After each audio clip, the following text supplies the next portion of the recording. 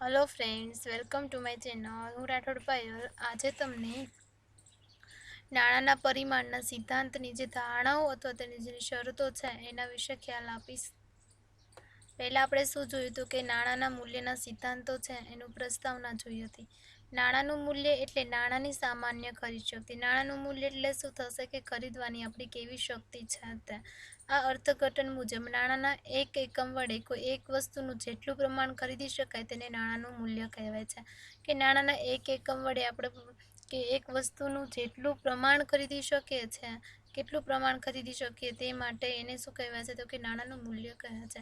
નાણાંના મૂલ્યનો આધાર કોના પર હોય છે તો કે નાણાંની ખરીદ શક્તિ કેટલી છે કે ખરીદવાની કેપેસિટી કેટલી છે તો એના પર રહેલો છે। જ્યારે નાણાંની ખરીદ શક્તિ એ ખરીદ શક્તિનો આધાર કોના પર છે તો કે ચીજ વસ્તુઓ અને સેવાઓની કિંમત એટલે કે એની પ્રાઇસ કેટલી છે।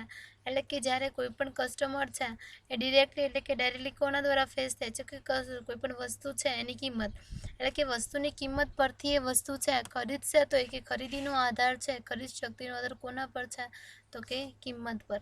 આ નાણાંના મૂલ્યને માપવા માટે જે સાધનોનો ઉપયોગ કરવામાં આવે છે તેને શું કહેવાય છે તો કે ભાવ સૂચકાંક એટલે કે પ્રાઇસ ઇન્ડેક્સ નંબર કોને કહે છે કે જો નાણાંના મૂલ્યને માપવા માટેનું એક સાધન છે। જો ભાવ સૂચકાંકમાં ઘટાડો થશે તો સામાન્ય ભાવ સપાટી છે એમાં પણ ઘટાડો થશે અને જો ભાવ સૂચકાંકમાં વધારો થશે તો સામાન્ય ભાવ સપાટી છે, સામાન્ય જે કિંમતની સપાટી છે તેમાં પણ વધારો થશે। ભાવ સૂચકાંકની મદદથી નાણાંના મૂલ્યને આપણે શું કરી શકીએ છીએ તો કે માપી શકાય છે। નાણાંના મૂલ્યની જે સતત સ્થિરતા એક આદર્શ પરિસ્થિતિ છે। એટલે કે નાણાંના મૂલ્યમાં સતત જે સ્થિરતા રહે છે એને એક આદર્શ પદ્ધતિ કહેવાય છે, આદર્શ પરિસ્થિતિ કહેવાય છે। પરંતુ રિયાલિટીમાં એવું થતું નથી કે વ્યવહારમાં નાણાંના મૂલ્યમાં સતત કહેવાતો કે પરિવર્તનો ચેન્જીસ આવ્યા કરે છે।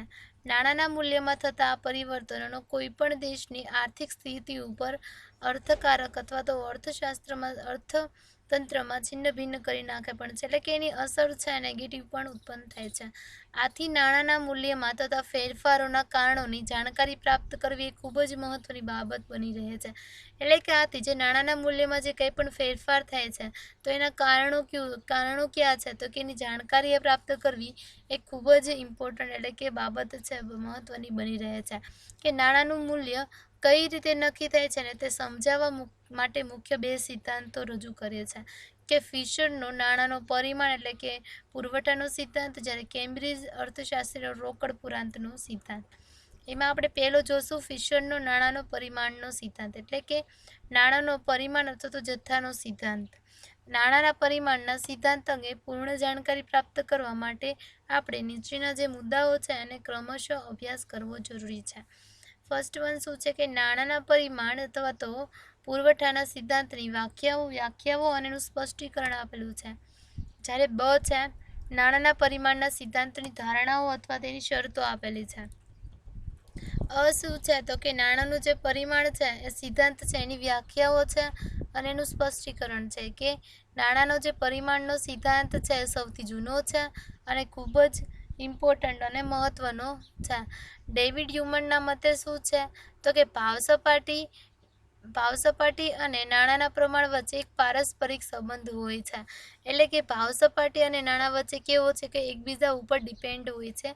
એટલે કે જો નાણાંનું પ્રમાણ છે અથવા તો નાણાંનો જે પુરવઠો છે એ વધશે તો શું થશે તો કે ભાવ સપાટી છે એ સાથે સાથે વધશે એટલે કે વસ્તુની કિંમત છે એ વધશે। એટલે કે બંને વચ્ચે કેવો સંબંધ છે તો પારસ્પરિક સંબંધ છે, પરંતુ તે સંબંધ પ્રમાણસર નથી હોતો। કેટલાક ફેરફારો સાથે હ્યુમના સિદ્ધાંતની 19મી સદી સુધી તો જે આર્થિક વિચારધારાઓ પર જળવાઈ રહી, પરંતુ પછી જે એડમ સ્મિથ, પછી રિકાર્ડો, જે મિલે પોતે છે ને આ બધાએ શું કર્યું હતું કે એના પોતાના વિચારો રજૂ કર્યા, પરંતુ ત્યારબાદ પ્રોફેસર ફિશરે આ સિદ્ધાંતને પૂર્ણ વૈજ્ઞાનિક સ્વરૂપ આપીને વ્યવસ્થિત રજૂ કરેલ છે। એટલે કે છેલ્લે છે એ કોણે તો કે પ્રોફેસર ફિશર છે એણે આ સિદ્ધાંતને પૂર્ણ વૈજ્ઞાનિક એટલે કે વ્યવસ્થિત રીતે રજૂ કરેલ છે। કે નાણાંના મૂલ્યનો આધાર એટલે ફિશર શું કહે છે તો કે નાણાંના મૂલ્યનો આધાર કોના પર છે તો કે નાણાંના પરિમાણ એટલે કે નાણાંના પુરવઠા ઉપર રહેલો છે અને નાણાંના પરિમાણ તથા નાણાંના મૂલ્ય વચ્ચે કેવો તો કે ઉલટો સંબંધ છે. એટલે કે જો નાણાંના પરિમાણ એટલે કે નાણાંના પુરવઠામાં વધારો થશે તો નાણાંનું મૂલ્ય છે એ ઘટશે, જ્યારે નાણાંના પરિમાણમાં ઘટાડો થશે તો નાણાંનું મૂલ્ય છે એ વધશે. ફોર એન એક્ઝામ્પલ, આપણી સેલરી 10,000 હોય અને સેલરી 5,000 હોય, તો જો આપણી સેલરી ઓછી હશે અથવા તો આપણી સેલરી વધુ છે કે 10,000 છે તો આપણને નાણાંનું મૂલ્ય એટલું હશે નહીં. એટલે કે આપણે છે એ મની છે એટલે કે વધારે ખર્ચ એટલે કે જરૂરિયાત છે વધારે ને વધારે આપણે ફૂલફિલ કરીશું. જ્યારે ઓછી સેલરી હશે તો કે નાણાંનું મૂલ્ય હશે, કારણ કે આપણે મેનેજમેન્ટ કરવું જરૂરી છે. એટલે કે વિવેકપૂર્ણ અને કરકસરપૂર્વક આપણે વાપરીશું. એ સિદ્ધાંત પ્રમાણે નાણાંના જે પરિમાણમાં વધારો થાય ને તો નાણાંના મૂલ્યમાં ઘટાડો થાય છે. એટલે કે જો નાણાંના પુરવઠામાં જો વધારો થશે તો નાણાંનું જે મૂલ્ય છે એમાં ઘટાડો થશે. તેવી જ રીતે નાણાંના પરિમાણમાં જો ઘટાડો થશે તો શું થશે કે તો નાણાંના મૂલ્યમાં વધારો થશે. એટલે કે જો નાણાંનો પુરવઠો છે એટલે કે જો આપણી પાસે પૈસા વધુ હશે તો આપણે શું કરશું જો કે આપણી જરૂરિયાતો છે એને વધારે ને વધારે ફૂલફિલ કરીશું. એટલે કે વધારે ને વધારે ખર્ચ એટલે કે વસ્તુ ખરીદશું. તો શું થશે કે જો કોઈ પણ બિઝનેસ છે એમાં એટલે કે જો માંગ વધશે આપણી તો શું થશે તો કે પ્રાઇસ છે અથવા તો કિંમત છે કોઈ પણ વસ્તુની એ પણ સાથે વધશે. એટલે કે નાણાંનું મૂલ્ય શું થશે તો કે ઘટતું જશે અને જો પરિમાણ છે એટલે જથ્થો છે ઘટશે તો નાણાંનું મૂલ્ય વધશે. નાણાંનું પરિમાણ બમણું થશે તો નાણાંનું મૂલ્ય ત્યારે અડધું હશે. જ્યારે નાણાંનું પ્રમાણ અડધું હશે ત્યારે નાણાંનું મૂલ્ય કેવું હશે? ડબલ હશે. આવી રીતે જ કે નાણાંના પુરવઠામાં જો વધારો થશે એટલે કે નાણાંના પરિમાણમાં જો વધારો થશે તો વસ્તુની કિંમત છે એ તેની સાથે વધશે. જ્યારે નાણાંના પુરવઠામાં ઘટાડો થશે તો વસ્તુની કિંમત કેવી થશે તો કે ઘટશે. એટલે કે જો નાણાંના પુરવઠામાં ઘટાડો થશે તો શું થશે તો કે માંગ છે એ ઘટશે. માંગ ઘટશે તો શું થશે તો કે વસ્તુની કિંમત છે એ પણ સાથે સાથે ઘટશે. આમ નાણાંના પરિમાણને ભાવ સપાટી સાથે સવળો અને નાણાંના મૂલ્ય સાથે ઉલટો સંબંધ રહેલો છે.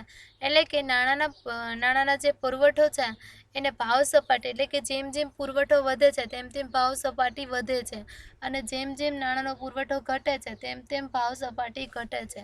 આ રીતે ભાવ સપાટી સાથે સવળો અને નાણાંના મૂલ્ય સાથે એટલે કે જેમ જેમ નાણાંનું જે પરિમાણ છે અથવા તો જેનો પુરવઠો છે એ વધે છે તેમ તેમ શું થાય છે કે નાણાંનું મૂલ્ય ઘટે છે અને જેમ જેમ નાણાંના પુરવઠામાં વધારો થાય છે નાણાંના પુરવઠામાં ઘટાડો થાય છે તેમ તેમ નાણાંનું મૂલ્ય વધે છે. આ રીતે શું છે તો કે એનો ઉલટો સંબંધ છે. જે.એલ. મિલ શું કહેતા હતા તો કે નાણાંની માત્રાનો પ્રત્યેક વધારો નાણાંના મૂલ્યમાં તેટલા જ પ્રમાણમાં ઘટાડો લાવે છે અને નાણાંની માત્રાનો પ્રત્યેક ઘટાડો નાણાંના મૂલ્યમાં તેટલા જ પ્રકારમાં વધારો લાવે છે. એટલે કે નાણાંની માત્રા અથવા તો નાણાંના પુરવઠામાં જે પ્રત્યેક વધારો છે એ થાય છે એટલે કે નાણાંની માત્રા છે એનો પુરવઠો વધશે તો શું થશે તો કે નાણાંના મૂલ્યમાં તેટલા જ પ્રમાણમાં શું થાય છે તો કે ઘટાડો થાય છે અને નાણાંની માત્રાનો જો પ્રત્યેક ઘટાડો છે એ નાણાંના મૂલ્યમાં તેટલા જ પ્રમાણમાં વધારો લાવે છે. એટલે કે નાણાંનો જે પુરવઠો છે એને અથવા તો નાણાંના પરિમાણને નાણાંના મૂલ્ય સાથે કેવો સંબંધ છે તો કે ઉલટો સંબંધ છે. શેર્સ શું કહે છે તો કે નાણાંના પરિમાણમાં પરિવર્તન થવાથી એટલે કે જો નાણાંનો જે પુરવઠો છે એમાં પરિવર્તન થશે તો નાણાંના મૂલ્યમાં ઉલટી દિશામાં એટલે કે નાણાંનું મૂલ્ય છે જો નાણાંના પુરવઠામાં વધારો થશે અથવા પરિમાણમાં વધારો થશે તો નાણાંનું મૂલ્ય ઘટશે અને નાણાંના પરિમાણમાં જો ઘટાડો થશે તો નાણાંનું મૂલ્ય છે એ વધશે. એટલે કે ઉલટી દિશામાં તથા ભાવ સપાટીમાં તે જ દિશામાં પરિવર્તન થાય છે.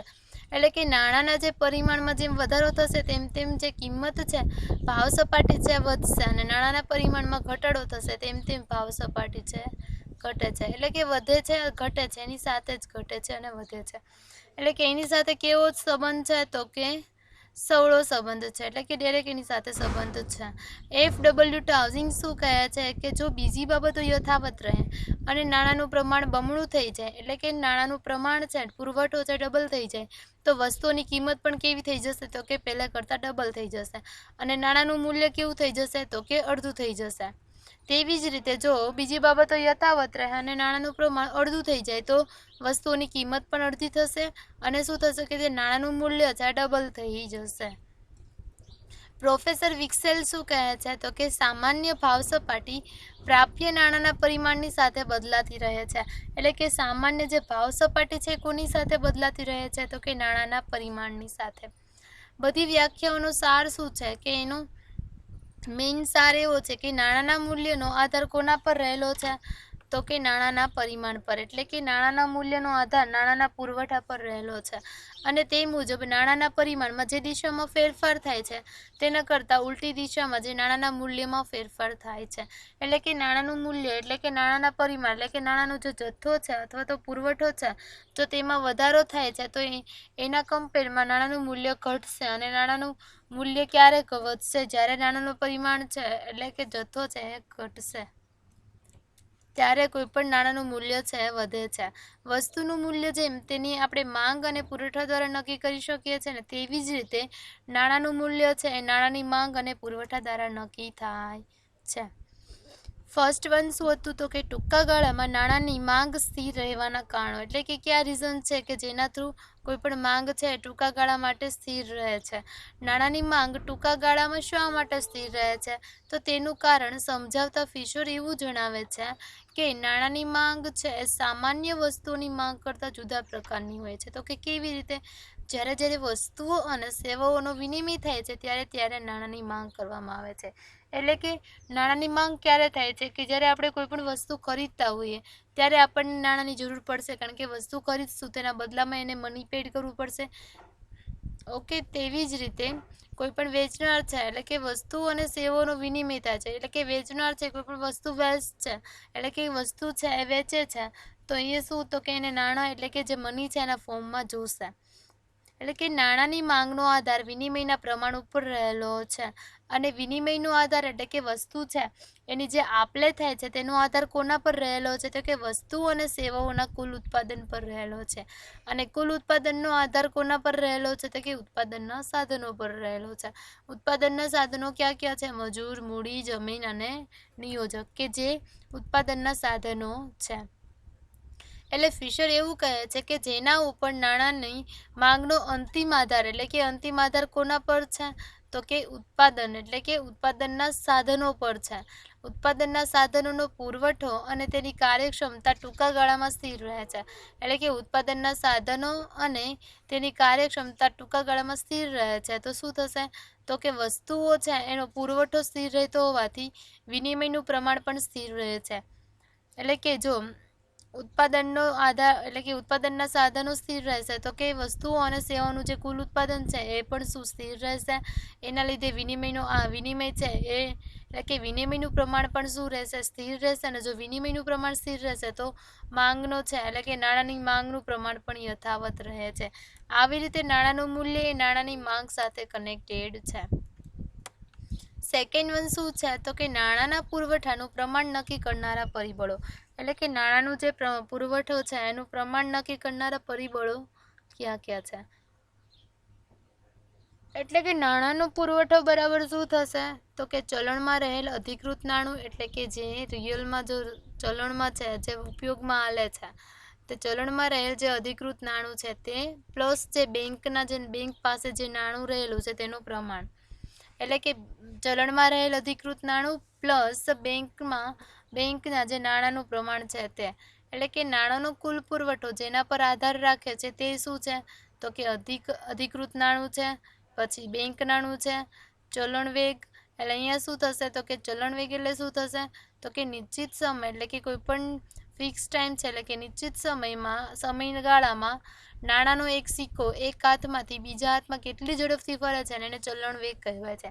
એટલે કે કોઈ એક વ્યક્તિ પાસેથી એટલે કે એક સિક્કો છે એ એક હાથમાંથી બીજા હાથમાં એટલે કે બીજી કોઈ પણ વ્યક્તિ પાસે કેટલી ઝડપથી ફરે છે એને શું કહેવાય છે તો કે ચલણ વેગ. ભાવ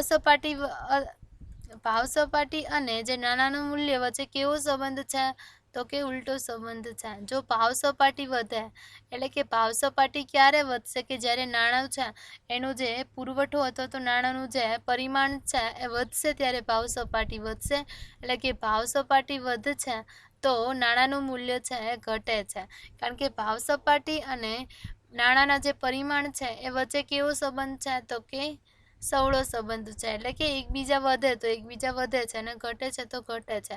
તો ભાવ સપાટી સાથે પણ નાણાંનું મૂલ્ય કેવું થાય છે તો કે ઘટે છે। જો ભાવ સપાટી ઘટે છે તો શું થશે કે નાણાંનું મૂલ્ય છે વધે છે। એટલે કહેવા શું માંગે છે કે કોઈ પણ વસ્તુની કિંમત જો વધશે તો શું થશે તો કે નાણાંનું મૂલ્ય ઘટે છે। અને તેવી જ રીતે કોઈ પણ વસ્તુ છે એની મૂલ્ય છે એટલે કે ભાવ સપાટી અહીંયા ઓલ ઓવર વાત કરી છે કે જો ભાવ સપાટી ઘટે છે તો નાણાંનું મૂલ્ય વધે છે। નાણાંના પુરવઠામાં વધારે નાણાંના પુરવઠો વધે તો શું થશે કે નાણાંનું મૂલ્ય ઘટે છે। તેવી જ રીતે નાણાંના પુરવઠામાં જો ઘટાડો થશે તો નાણાંનું મૂલ્ય છે એ વધે છે। બંને વચ્ચે વિરુદ્ધ સંબંધ છે। કોના વચ્ચે તો કે નાણાંના પુરવઠા અને નાણાંના મૂલ્ય વચ્ચે અને જ્યારે નાણાંના ભાવ સપાટી અને નાણાંના મૂલ્ય વચ્ચે। અહીંયા એક્ઝામ્પલ આપેલું છે કે ધારો કે એક અર્થકરણ છે એમાં 500 ફાઉન્ટેન એટલે કે જે સાઇનવાળી પેન આવે છે તે ફાઉન્ટેન પેન એટલે કે ઇંકવાળી આવે છે ને એ ફાઉન્ટેન પેનનું ઉત્પાદન થાય છે અને તેની સામે 500 રૂપિયાનો કુલ પુરવઠો છે। એટલે કે 500 રૂપિયા છે આપણી પાસે ઓલ ઓવર રૂપીસ છે અને 500 ફાઉન્ટેન પેનનું આપણે ઉત્પાદન કરીએ છીએ। એટલે કે 500 રૂપિયા 500 ફાઉન્ટેન પેન એટલે કે 1 રૂપિયા બરાબર 1 પેન થઈ। જો પેનનું ઉત્પાદન યથાવત રહે એટલે કે પેન છે એમાં કંઈ ચેન્જીસ નહીં અને નાણાંનો પુરવઠો વધીને 1000 થશે એટલે કે જો 1000 રૂપિયાની 500 ફાઉન્ટેન શું થશે કે 2 રૂપિયાની 1 ફાઉન્ટેન થઈ। એટલે કે તે વધીને 1000 રૂપિયો થાય તો એક પેનની કિંમત કેટલી થશે તો કે 2 રૂપિયા થઈ જશે। બીજા શબ્દોમાં કહીએ ને તો 1 રૂપિયાનું મૂલ્ય કેટલું થઈ જશે તો કે અડધી પેન જેટલું થઈ જશે, કારણ કે 1 રૂપિયાની 1 પેન હતી અને જ્યારે ભાવ એટલે કે જે રૂપિયાનો જે પુરવઠો વધ્યો તો કેટલો 1000 થયો તો 1000ની કેટલી એટલે કે એક પેનના કેટલા થયા 2 રૂપિયા। ઓકે, તો બીજા શબ્દોમાં કહીએ તો 1 રૂપિયાનું મૂલ્ય કેટલું થઈ ગયું તો કે અડધું થઈ ગયું છે। તેવી જ રીતે નાણાંનું પ્રમાણ બમણું થતાં નાણાંનું મૂલ્ય અડધું થઈ જાય છે। નાણાંનો પુરવઠો ઘટીને જો 250 રૂપિયા થશે તો એક પેનની કિંમત તો કે એટલે કે અડધો રૂપિયો થઈ જશે। એટલે કે 1 રૂપિયા છે એનું મૂલ્ય કેટલું થશે તો કે 2 પેન થઈ જશે। ટૂંકમાં નાણાંનું પરિમાણ અને નાણાંના મૂલ્ય વચ્ચે કેવો સંબંધ છે તો કે ઉલટો સંબંધ છે।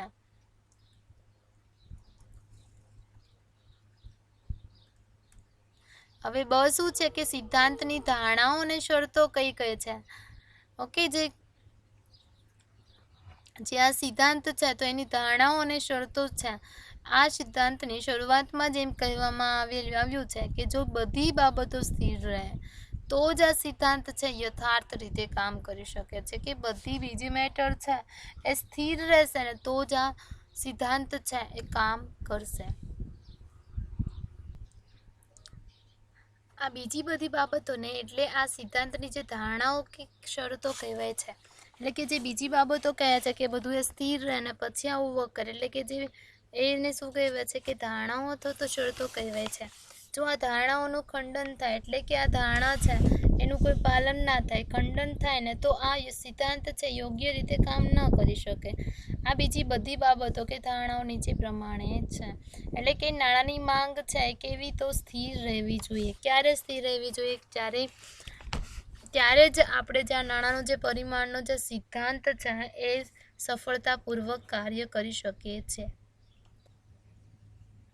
અર્થાત જો નાણાંની માંગમાં ફેરફાર થાય ને તો આ સિદ્ધાંત કાર્ય કરી શકતું નથી।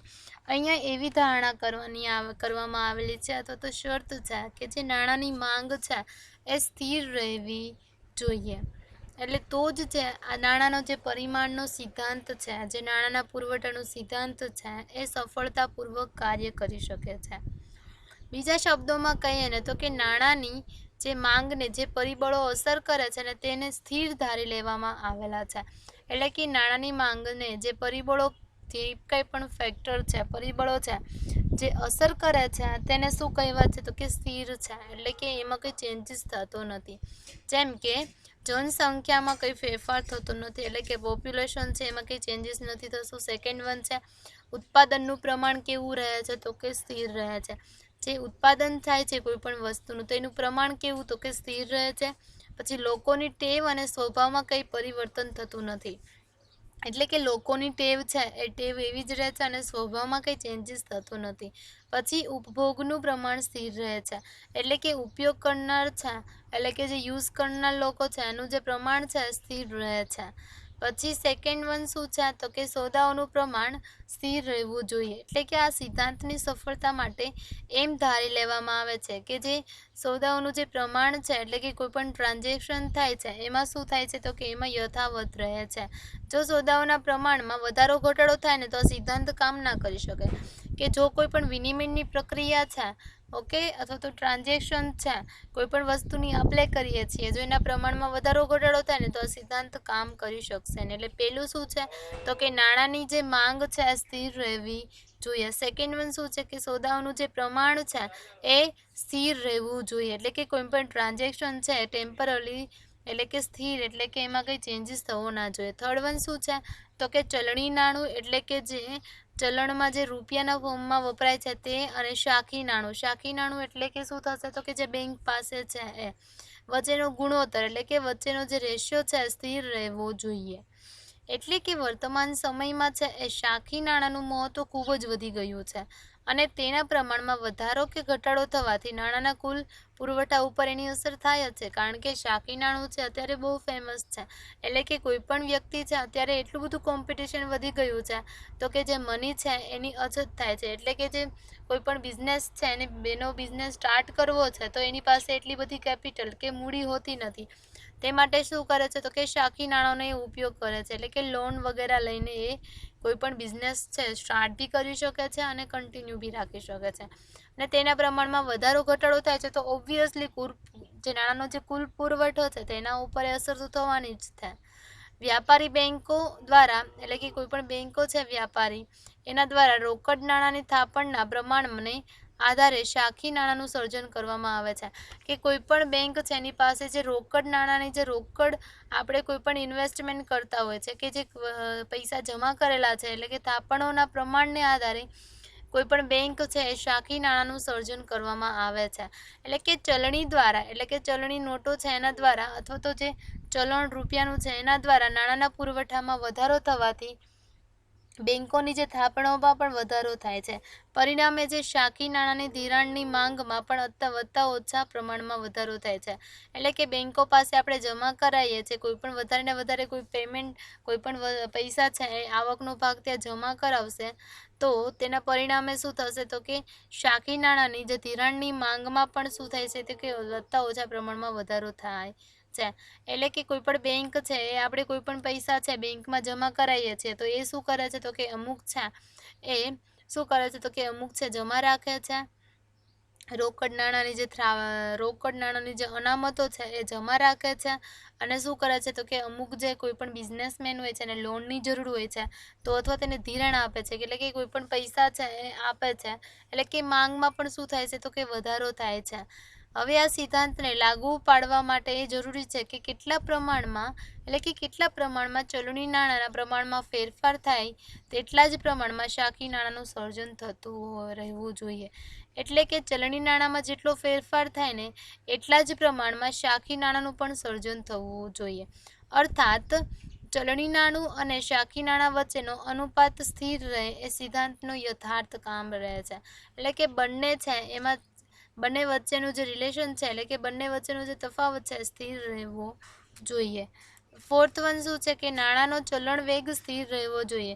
ચલણ વેગ એટલે શું થશે તો કે કોઈ પણ એક સિક્કો છે અથવા તો કોઈ પણ સિક્કો એક હાથે, એટલે કે એક વ્યક્તિ પાસેથી બીજી વ્યક્તિ પાસે કેટલી સ્પીડે જાય છે, એટલે કે ટ્રાન્ઝેક્શન થાય છે, એને શું કહેવાશે તો કે ચલણ વેગ કહેવાશે. એટલે કે એની કોઈ પણ આપણું જે કરન્સી છે એની ગતિ કેટલી છે. આ સિદ્ધાંતમાં એમ ધારી લે છે કે કાયદા માન્ય નાણું એટલે કે જે સરકારે માન્ય કરેલું છે અને જે શાખી નાણાંના જે ચલણમાં વેગમાં કોઈ પણ ફેરફાર થતો નથી. એટલે કે કોઈ પણ જે ગવર્મેન્ટ બહાર પાડે છે એટલે કે આરબીઆઈ છે એ શું કરે છે તો કે કરન્સી એટલે કે પૈસા બહાર પાડે છે અને જે શાખી નાણાંના જે ચલણમાં છે ને એની ગતિમાં કંઈ ફેરફાર થતો નથી એટલે કે સ્થિર છે.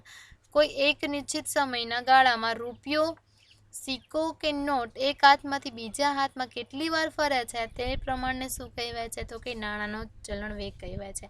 નાણાંનો ચલણ વેગ કોને કહેવાશે તો કે નિશ્ચિત સમય છે કોઈ પણ ઓકે ફિક્સ ટાઈમ છે એટલા ટાઈમમાં જે રૂપિયો અથવા તો સિક્કો કે જે નોટ કાંઈ બી છે એક હાથમાંથી એટલે કે કોઈ એક વ્યક્તિ પાસેથી બીજા હાથમાં એટલે કે કોઈ બીજી વ્યક્તિ પાસે કેટલી વાર ફરે છે તે પ્રમાણને શું કહે છે તો કે નાણાંનો ચલણ વેગ કહેવાય છે. જો કોઈ એક નિશ્ચિત સમયના ગાળામાં ₹1ની નોટ 10 વાર જુદા જુદા સોદાઓ અથવા તો ટ્રાન્ઝેક્શન માટે હરે ફરે તો તે રૂપિયાની નોટનો ચલણ વેગ 10 ગણો થઈ તેમ કહેવાય. કારણ કે નોટ છે 10 વાર છે કોઈ પણ વ્યક્તિ પાસેથી બીજી વ્યક્તિ પાસે ગયેલી છે એટલે કે 10 ગણો છે તેમ કહેવાય. અર્થાત આ ₹1ને 10 રૂપિયાનું કાર્ય કર્યું કહેવાય. એટલે કે ₹1 કેટલું તો કે 10 રૂપિયા જેટલું કામ કર્યું કહેવાય. આ સિદ્ધાંતની ધારણા પ્રમાણે આ ચલણ વેગ સ્થિર રહેવો જોઈએ એટલે કે સ્ટેબલ રહેવો જોઈએ. જો આ ચલણ વેગમાં એટલે કે આ ચલણ વેગમાં ફેરફાર થશે તો શું થશે કે પરિમાણનો સિદ્ધાંત છે લાગુ પડશે નહીં. એટલે કે આપણે છે પાંચમું શું છે કે નાણાંની મદદ વિના થતા જે સોદાઓનું જે પ્રમાણ છે યથાર્થ એટલે કે યથાવત રહેવું જોઈએ. એટલે કે જે વસ્તુ વિનિમય પ્રથા જે પ્રચલિત હોય તો પણ જે કોઈ પણ ટ્રાન્ઝેક્શન થાય છે જે સોદાઓનું જે પ્રમાણમાં છે બિલકુલ વધારો ઘટાડો થવો ના જોઈએ. એટલે કે વસ્તુ વિનિમય પ્રથામાં શું હોય છે તો કે વસ્તુ છે એની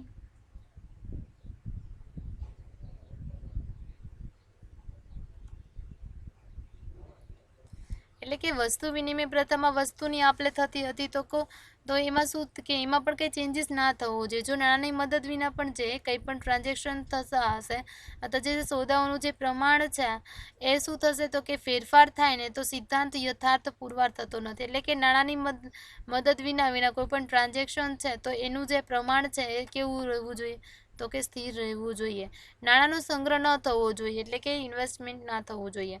આ સિદ્ધાંતની પૂર્વે એવી ધારણા પણ કરવામાં આવી છે કે નાણાંનો સંગ્રહ ન થવો જોઈએ. અર્થાત જેટલા સિક્કાઓ અને નોટને ચલણમાં મૂકવામાં આવ્યા છે બધા જ મોજૂદ હોવા જોઈએ એમ ધારી લેવામાં આવે છે. જો નાણાંનો અમુક ભાગ દબાવી દેવામાં આવશે કે છુપાવી દેવામાં આવશે તો આ સિદ્ધાંત યથાર્થ એટલે કે પુરવાર થશે નહીં.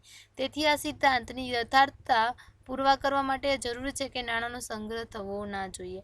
આ રીતે જો ઉપરોક્ત શરતોનું પૂર્ણ પાલન થાય તો જ નાણાંના જે પરિમાણના જેટલા પ્રમાણમાં વધારો થાય છે તેટલા જ પ્રમાણમાં નાણાંનું મૂલ્ય ઘટે છે અને તેથી ઉલટું કે જાણે નાણાંના પ્રમાણમાં ઘટાડો થાય છે તેટલું જ નાણાંના મૂલ્યમાં વધારો થાય છે. જો આ શરતનું પાલન ન થાય તો સિદ્ધાંત છે અર્થવિહીન થાય છે. પેલું શું છે કે એની ધારણા હતો તો શરત કઈ છે કે નાણાંની માંગ એટલે કે સ્થિર રહેવી જોઈએ. કોઈ પણ છે કોઈ વ્યક્તિ છે એની માંગ ના કરવા જોઈએ. એટલે કે જનસંખ્યામાં કંઈ બી ફેર ના પડવો જોઈએ. એટલે કે ઉત્પાદનનું પ્રમાણ છે એ પણ સ્થિર રહેવું જોઈએ. લોકોનો જે ટેવ અથવા સ્વભાવ છે એમાં કંઈ પરિવર્તન ન થવું જોઈએ. પછી ઉપભોગનું પ્રમાણ પણ સ્થિર રહેવું જોઈએ. તો જ પણ નાણાંની માંગ છે સ્થિર રહેવી જોઈએ. અત્યારે અહીંયા છે આ સિદ્ધાંતમાં એવું ધારી લેવામાં આવે છે. પછી તો કે ભાઈ ટ્રાન્ઝેક્શન થાય છે જે સોદાઓનું જે પ્રમાણ છે એ પણ સ્થિર રહેવું જોઈએ.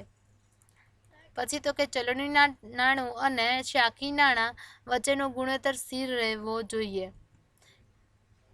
અને પછી શું છે તો કે નાણાંનો જે ચલણ વેગ છે એ સ્થિર રહેવો જોઈએ. ચલણ વેગ એટલે શું થશે કે કોઈ પણ નિશ્ચિત સમય છે એના ગાળામાં રૂપિયો સિક્કો કે નોટ એક હાથમાંથી બીજા હાથમાં કેટલી વાર ફરે છે તેને ચલણ વેગ કહેવાય છે. જો કોઈ નિશ્ચિત સમયગાળામાં ₹1ની નોટ છે 10 વાર જુદા જુદા સોદાઓ માટે ફરે છે તો શું થશે તો કે 10 ગણું છે એમ કહી શકાય. પછી તો કે નાણાંની મદદ વિના થતા જે સોદાઓનું જે પ્રમાણ છે યથાવત રહેવું જોઈએ, કે નાણાંની મદદ વગર કોઈ પણ વસ્તુ છે એની આપલે છે એ શું તો કે ના થવી જોઈએ, એટલે કે નાણાંની મદદ વિના કોઈ પણ ટ્રાન્ઝેક્શન થાય છે તો એનું પ્રમાણ પણ યથાર્થ એટલે કે સ્થિર રહેવું જોઈએ. નાણાંનો સંગ્રહ ન થવો જોઈએ, એટલે કે નાણું છે અર્થાત કે સિક્કાઓ અને નોટો છે જેટલી પણ છે એટલી શું કેમાં હોવી જોઈએ, કે ચલણમાં હોવી જોઈએ, કે રિયાલિટીમાં એટલે કે મોજૂદ હોવી જોઈએ એવું ધારી લેવામાં આવે છે. જો આ થોડોક ભાગ પણ જો દબાવીએ એટલે કે છુપાવવામાં આવશે તો આ સિદ્ધાંત છે એ પુરવાર થશે નહીં, એટલે કે તો જ શું થશે કે તો નાણાંના પરિમાણ છે એટલે કે નાણાંનો પુરવઠો એટલા જ પ્રમાણમાં વધારો થશે તેટલા જ નાણાંનું મૂલ્ય ઘટશે, અને ઉલટું જો નાણાંના પરિમાણમાં જેટલા પ્રમાણમાં ઘટાડો થાય છે તેટલા જ પ્રમાણમાં નાણાંના મૂલ્યમાં વધારો થાય છે. હવે આપણે નેક્સ્ટ સેશનમાં જો નાણાંના પરિમાણ સિદ્ધાંતની લાક્ષણિકતાઓ કઈ કઈ છે એ જોઈશું. I hope all of you understand. Okay, any question હોય તો મેસેજમાં કરજો કે કમેન્ટ સેશનમાં.